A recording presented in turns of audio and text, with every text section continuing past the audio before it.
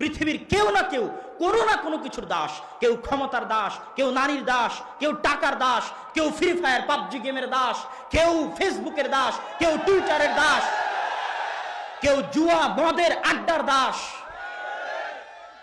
আর একমাত্র পূর্ণ স্বাধীন, পূর্ণ আজাদ, যাবতীয় দাসত্ব থেকে মুক্ত সেই যে 100তে 100 আল্লাহর দাস। পৃথিবীতে একমাত্র স্বাধীন হাওয়ায় মুক্ত বাতাসে নিঃশ্বাস নিতে পারে সে যে 100তে 100 আল্লাহর দাস।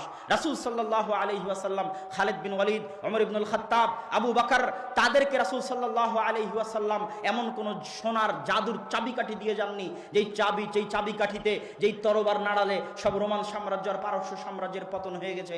আল্লাহ রাসূল তাদেরকে দিয়ে গেছিলেন কি? আল্লাহ রাসূল তাদেরকে দিয়ে গেছিলেন 100তে 100 আল্লাহর দাসত্ব। আল্লাহ রাসূল যদি তাদেরকে বলতেন, শোনো, যেভাবেই হোক ক্ষমতায় থাকতে হবে, যেভাবেই হোক ক্ষমতা কিন্তু ছাড়া যাবে না, ক্ষমতায় থাকতে হবে, তখন